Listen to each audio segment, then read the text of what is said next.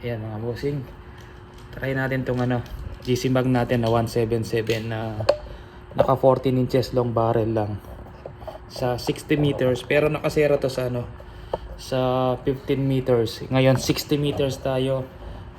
Wag muna kayong magbase sa sa zero ng scope. Ang groupings check natin sa malayuan.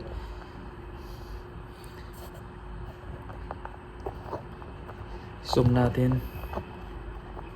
Yan.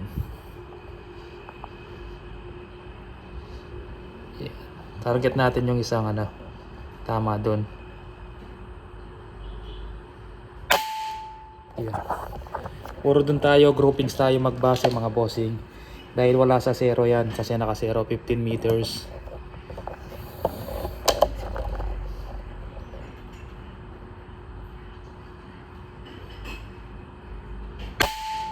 Yan, puro doon 60 meters yan mga bossing, 60 to 70 estimate ko. 14 inches.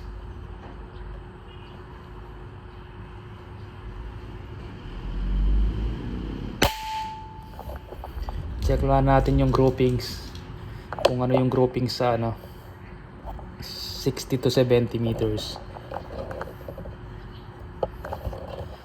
Ang pangatlo.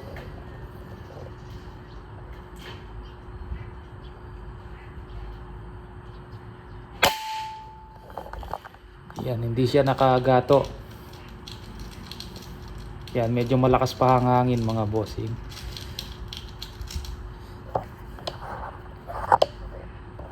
Yan, kung malaki yung target mo, tatama ka na. Pero adjust ka pa rin sa bildat mga bossing, tsaka sa lakas ng hangin.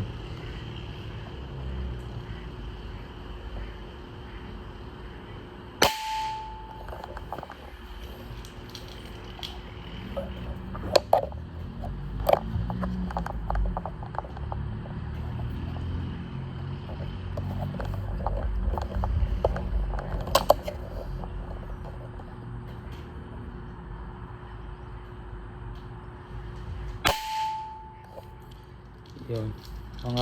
Mga 5 piso siguro yung nagagawa nating grouping, sila kina 5 piso.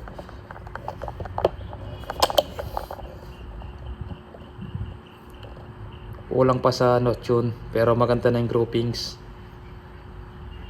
Konting lakas pa siguro sa unit. 800 fps to kasi pang rat patrol. Yan, malakas ang hangin, kaya nag-iiba. Kasi 177 madali siyang matangay ng hangin mga bossing.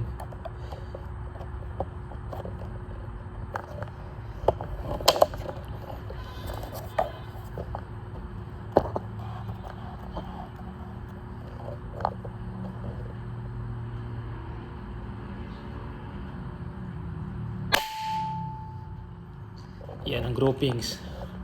Pag nilakasan mo to, gaganda pa yung groupings kasi naka 800 fps lang siya mga bossing. Yan yung groupings. So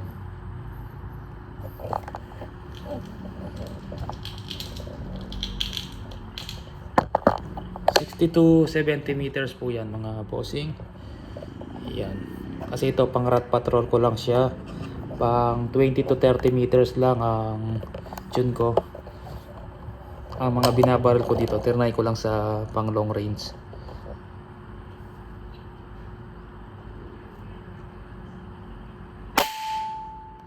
Yan, pakita natin yung unit. Ayan siya mga bossing. Yan, 14 inches po. Kung gaano kalayo yung pader na yon mga bossing. Yan. Mga 70 meters siguro yan mula dito. Yan, malayo po yan. 14 inches 177. Yan, siguro mga 25 meters to. Mas maganda yung groupings kasi ang fps nito mababa lang, 800. Yan, DC mag mobile mga bossing. Yan, gumagalaw yan, di siya nakagato.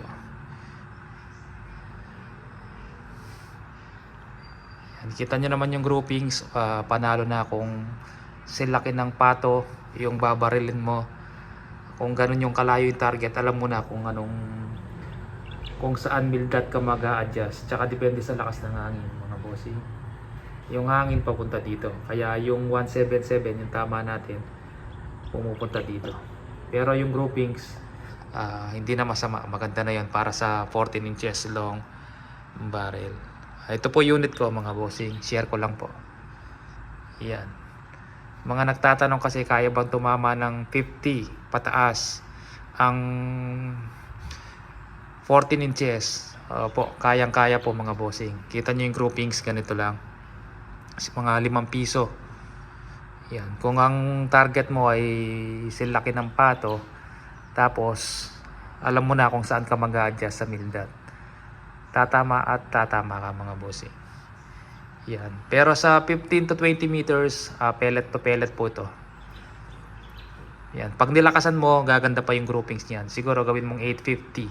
Pero hanggang 800 fps lang ako kasi pang rat patrol lang siya. Tapos 177 po yung bala. Ayan. 177 na zoom. Hindi ko pa siya trinay sa ibang brand na pellet. Baka mas maganda pa siya tumama sa ibang brand. Yan. Isang DBB barrel mga bossing. Okay po. Share ko lang po mga bossing. Scope. Yan. 6,000. Wala na pala tayong stock na ubos. Yan, napakalinaw, floating dot, T-Eagle, o ring. 6,000 benta ko nito, naubos po. Sige po, maraming salamat po.